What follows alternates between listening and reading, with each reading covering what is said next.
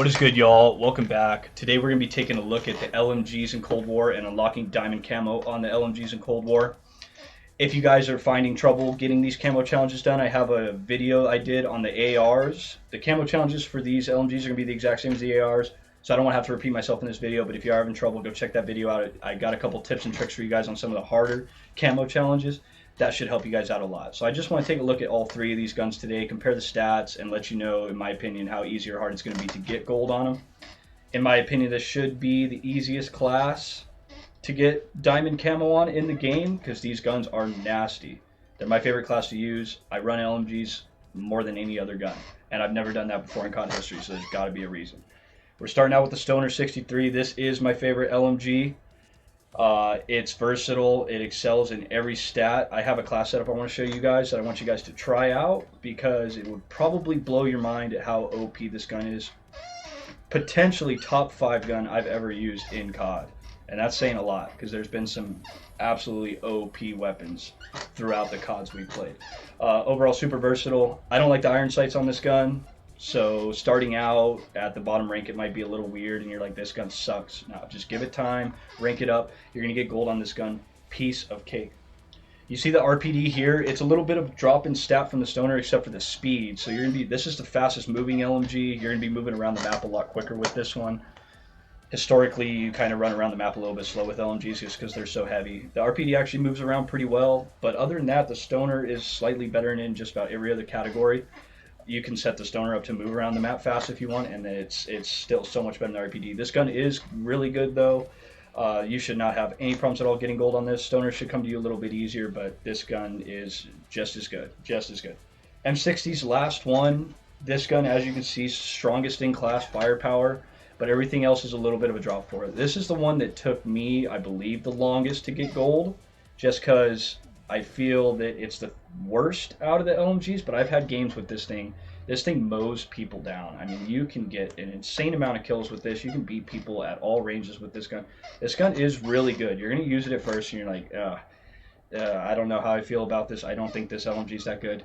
Give it some time. This gun really comes to its own later in the ranks. This gun is just as good. You can set it up to be an absolute beast.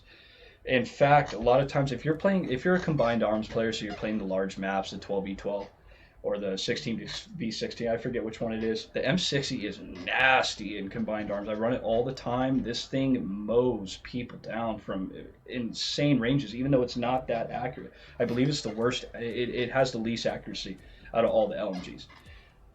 So this gun might take you a little bit longer than the others. If you're like me, it's going to take you a little bit longer. But this class, these LMGs in general, you're going to get diamonds so easily. There's only 3 of them. Diamonds going to come to you piece of cake. I want to show you guys my Stoner class before we leave today. It's nasty, nasty, nasty, nasty. Like I said, I don't like the iron sights on the Stoner, so I run Vision Tech 2 times. You can run Axial Arm 3. You can run whatever sight you want. I really like the Vision Tech 2. I keep the default reticle on it. I haven't really messed with some of the other reticles, but that's my favorite. I run this sight on a lot of different guns. It's a really good sight in the game in general. I run the suppressor second attachment. I suppress most of my guns in this game just because it's so stealthy. I mean, people are really looking at their mini map a lot in this game. So if your red dot's not popping up, people are not going to know where you're at. Especially if you're running Ghost Ninja.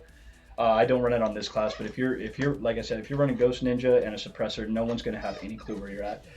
It doesn't really have that many cons to the gun. You're not going to notice this damage range fall off or the bullet velocity fall off. You're just not going to notice it. I run the last barrel on this 21.8. This makes the gun just beam. It makes it so strong. You can see the plus ratings there. Plus 100 range, plus 100 bullet velocity. It's insane. It makes it so much stronger. I run a target designator. This is especially if you're playing larger maps. You're going to be seeing people from way far away. There's times in this game it's a little bit glitched, so you can see people actually through walls with this kind of stuff. It's really funky, especially that Tiger Team Spotlight 5th one down. But I just run this one because it has no cons to it. It's just reveal distance. It doesn't do, for instance, Tiger Team Spotlight here reduces your sprint to fire time. I'm okay with the plus 60. That one's only plus 40 there, the 5th one, so I feel like that's the best one.